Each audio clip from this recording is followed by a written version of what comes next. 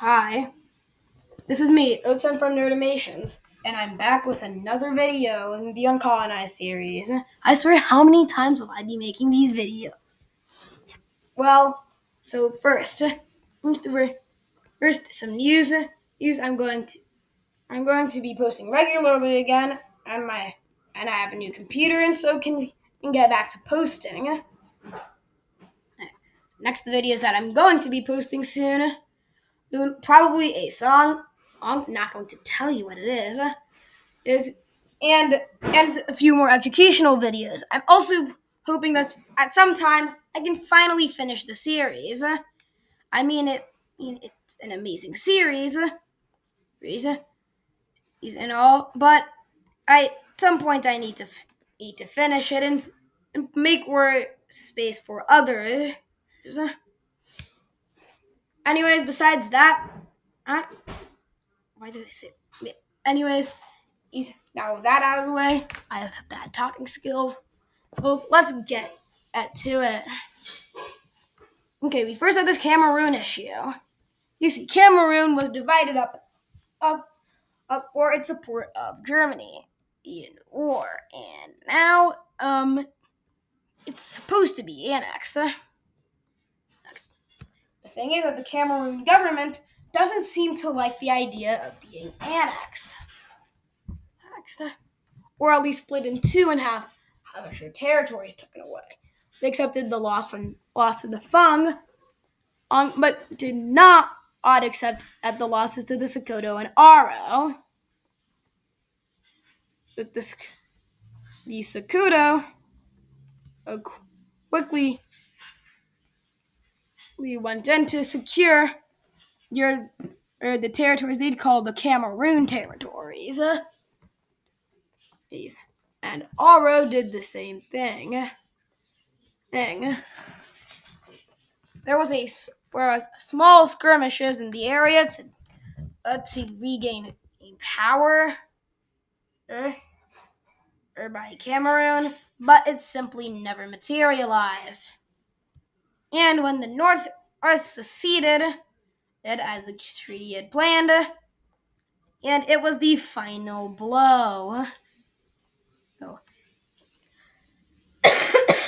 Cameroon basically became a backwater, and it would stay there for quite a while. The war also bankrupted the Allies, specifically the Congo. The northern territories had been ravaged by the major offensives attempting to take their capital at all.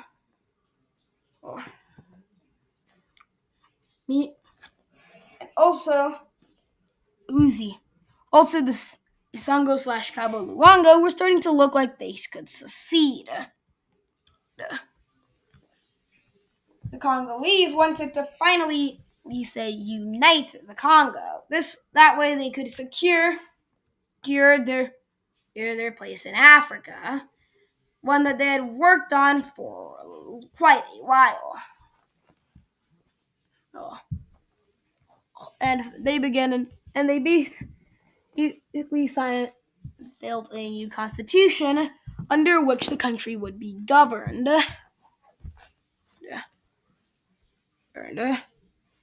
First of these sub-states to agree to this with the Sango, who all unilaterally joined the Congo in May of 1946.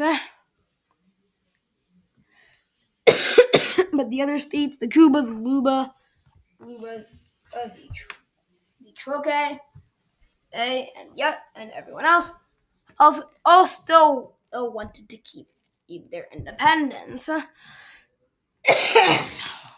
Don't mind me coughing. The Congolese were able to convince the Cuba and the Luba, but everyone else kept resisting. It was only 1949 when finally the Chwoke they joined in the Congo. They also still had all their territories remaining. They were able to get one new territory to become a state.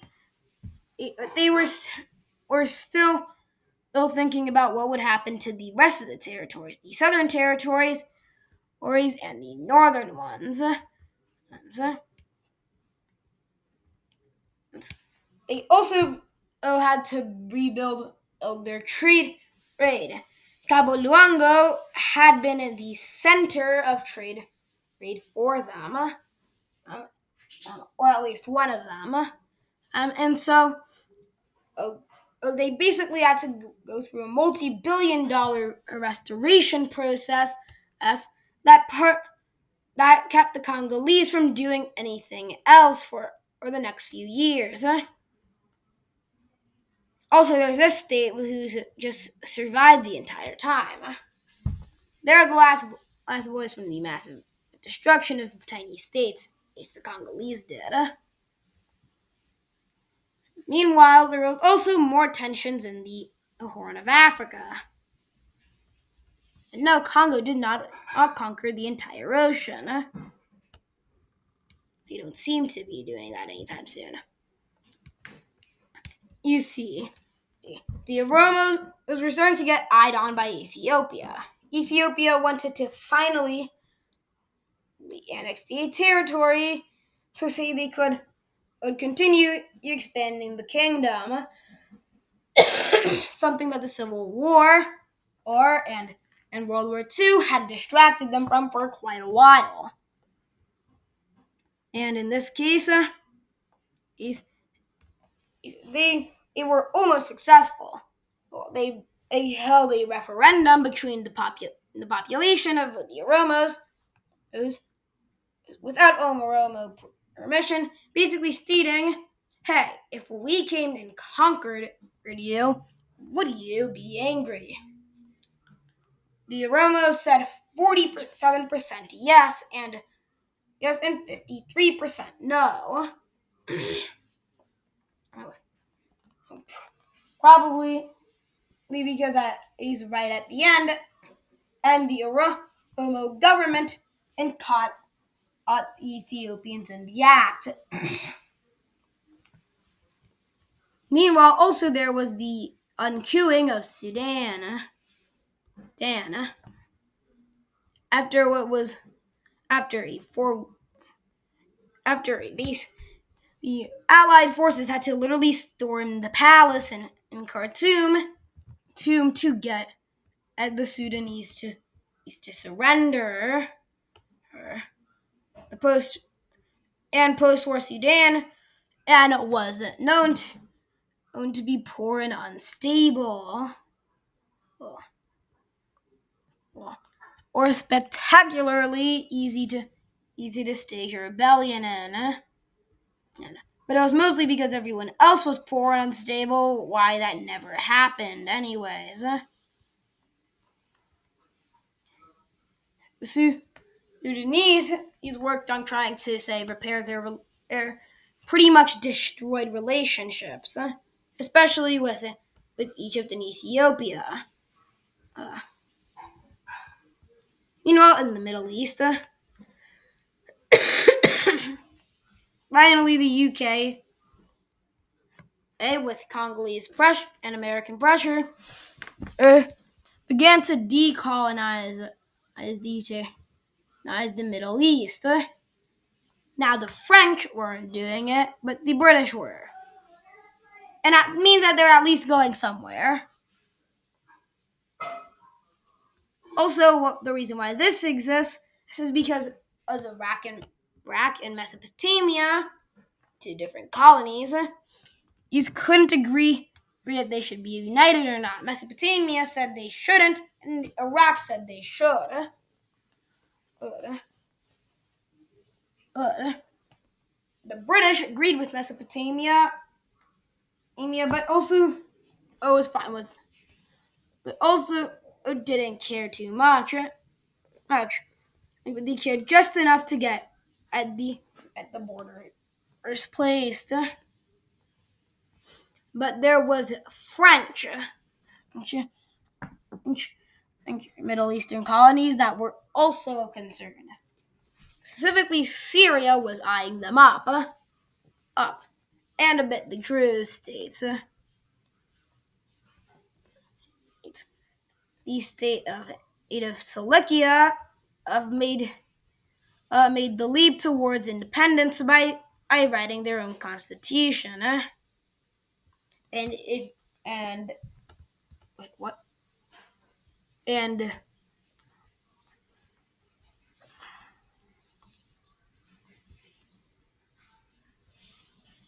the next year in 1947 they declared independence, not recognized by anyone until Syria in 1950.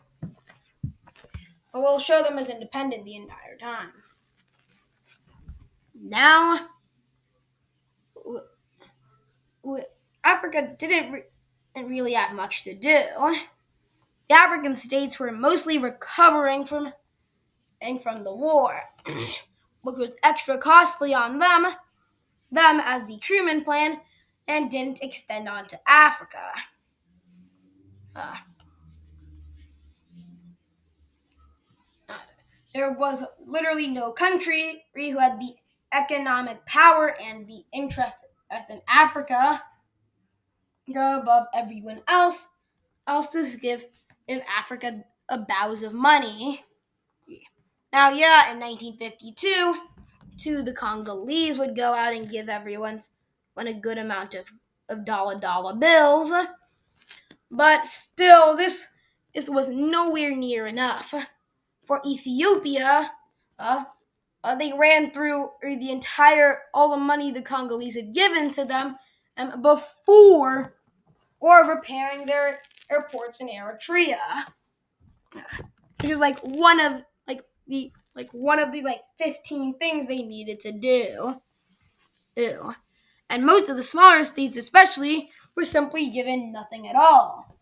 And in the Ivory Kingdom,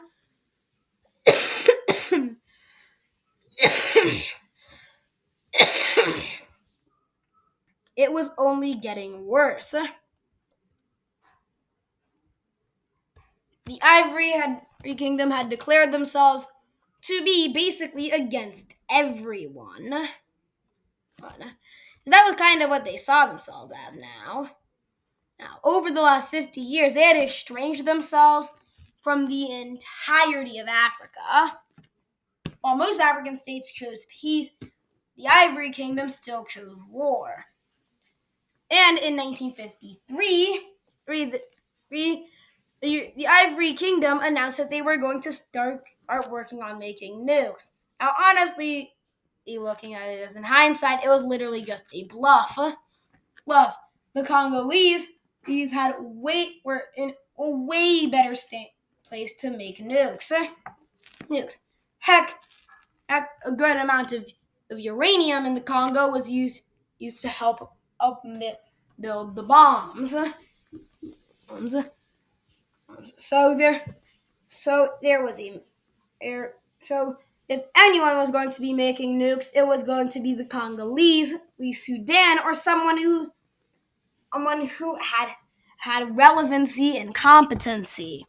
The Ivory Kingdom has neither.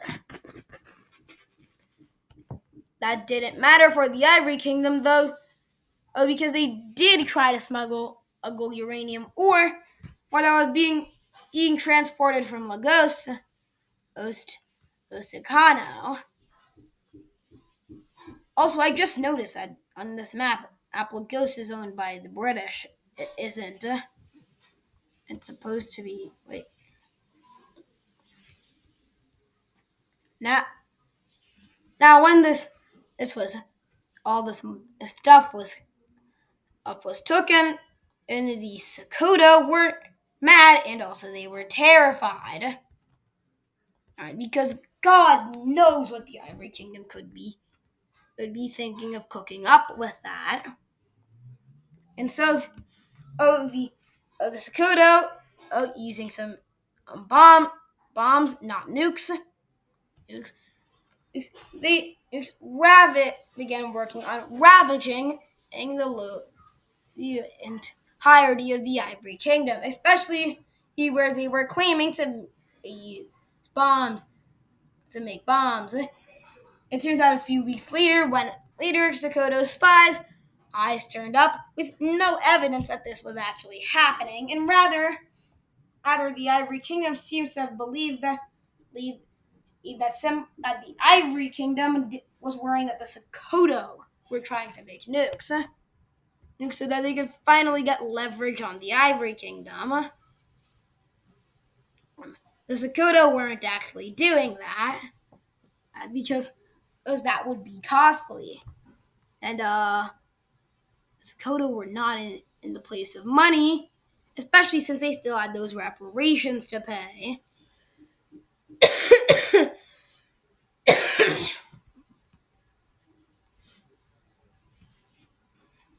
The African states were poor, or a good portion of them weak, and their people wanted things to be changed. And someone was going to deliver it to them. Thank you and goodbye.